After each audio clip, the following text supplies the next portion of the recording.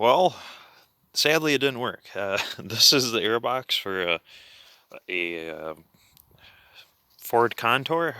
Um, it, it came out of a V6. All my V6s are like this. That's all we buy are the V6s. I don't think the Z-Tech one is different, but maybe it is. But it is quite a lot bigger than the one they put in the turbo. And I'm going to go out on a limb and guess that it's quite different from the one they put in the normal EFI engines too. Um, the yeah, I don't think the Contour airbox will fit into any EXP without some serious modifications. When they designed these, they originally intended them to be something like that. Actually, this would be further back. It would be behind the battery. So it'd be just like that. And then you have this little scoop thing that goes inside the fender. Makes for a good air grab. But you can see that that would go right into the distributor, which is fine if you like having an air-cooled distributor and no spark plug wires coming out of it. That would work fine for you. You move it down here, which is better. It gets it out of the way of the distributor.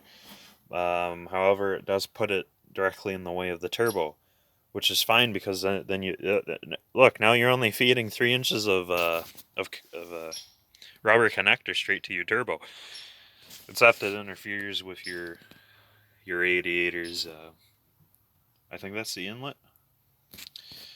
Maybe it's the outlet. I think it's the inlet.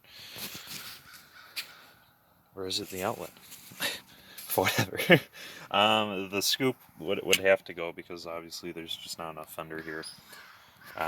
But all of these issues result in the battery tray just being too big. There's no way this gargantuan thing can fit inside the engine bay with the battery being here. But if we relocate the battery, the airbox fits like this. Yes, but now you have some space limitations on your on what I'm going to call the outlet after the MAF sensor. So what can we do now? Well, we can actually, if you're very careful and strategic about this, you can cut the airbox right here. So leaves it the same dimension as the previous airbox. So it would take the same filter. Obviously, if you cut it right, and then you have to splice the end, stuff it down here a ways, which is fine. But it allows you to do that. But that's still an issue because you're, again, if you're going to use the MAF sensor, it's right on top of the master cylinder. If you're not going to use that, that's fine. You could probably lob off the aluminum right here and then put some sort of rubber connector attached to an elbow pipe going into your EFI. So that gives you some options. Or another one that would come to mind is if you can relocate your radiator. I'm reading it because it's saying it.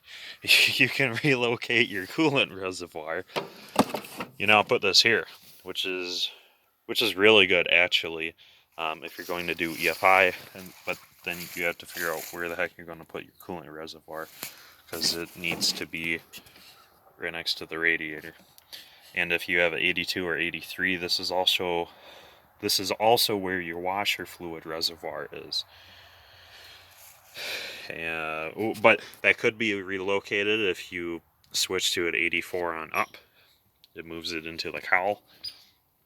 But unless you can do that, you got to have a reservoir somewhere.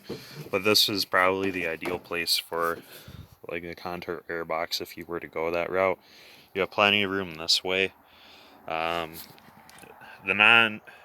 Only the turbos have this guy. This is the PCV system. So only the turbos have that. If you don't have a turbo, you won't see that ever.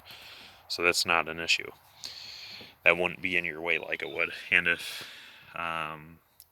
the person we're constructing this for, or at least giving ideas to, will not be using an 83 through 85 EFI intake manifold, which is the same as the turbo manifold, obviously. So it doesn't matter which way that faces. You always put a right angle over your carb to EFI conversion right here. Come out like the way my arm is towards this way. And then just come into your airbox like that. Which wouldn't be too hard.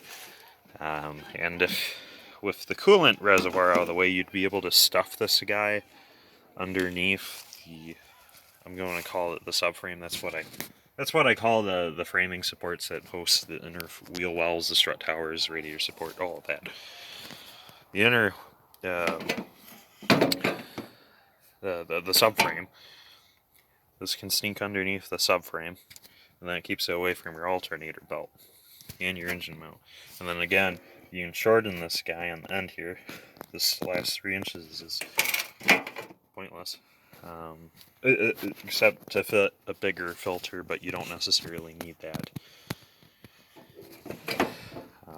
So you got options, but you'd have to ditch the snorkel, of course, unless you didn't want your headlight, in which case you'd have ram air. So you got that option going for you. But if you're going to do ram air, might as well have it right here. Delete your headlight. Put a ridiculous frickin' trumpet funnel on it. Trumpet horn. Route it into a airbox or a filter of some sort. Presuming you're doing a race car, you already put your battery in someplace inaccessible like the trunk or the spare tire well. And then you can route this sucker straight to your turbo, and then into your intercooler source, and then right up into your throttle body, and then you're good to go. But it's a lot of dicking around, and that's only if you want to be a race boy. There's no need for that. There's smarter and more efficient ways about doing some of this crap. But I've pretty much gone over everything I wanted to go over. It's not an easy task making this sucker work. You could probably make something else work, or like I said, if you can shorten it down, then it really improves your options. Or if you can get a hold of the SVT Airbox, it's more or less a KNN design. It's a round tube. It's kind of like a giant pill capsule. It's about from here to here. The same dimensions of this, but you could cut it down and shrink it if you wanted to, as long as you can get a conical filter for the inside of it. Because in the SVT contours, they stick it right in here and it just goes straight into the intake. Works pretty well. But you can put it anywhere you want, as long as you're not interfering with the battery. Or if you want to be race boy, you can definitely relocate your battery. Or like I said, move everything over to the other side of the engine bay. It's not too much of a hassle. But like I said, I've already covered everything I wanted to cover. So yeah, sadly it wasn't going to be as easy as I planned. So I'm just going to do cold air intake. We'll run a funnel into the wheel well somewhere, kind of like the way the factory turbo does it. You can see it's got a snorkel that goes up to siphon from inside the fender. That'll work just fine for me. If it's good enough for OEM, it's good enough for me.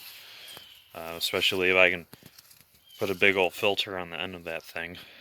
And then I can just do my 2-inch or 2.5, 2.25 inch, whatever, plumbing straight from this corner and straight into my turbo.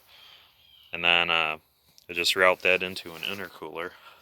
All stuff down in there somewhere. Luckily, my turbo doesn't have AC, so there is no condenser in front of the radiator, which means I can put in a fair-sized intercooler as long as it doesn't obstruct my radiator. Because you can see that they put pusher fans here. 2 of them, that's one more than the stock Polar fan. But that might just be because they removed the turbo, or Maybe they were having issues getting air in here. All the turbo cars had a chin spoiler. Maybe that was essential just for getting air in there, because they put in a wild plastic collector in here just to suck all the air straight into the radiator. But again, I'm getting off point, so we'll end the video here.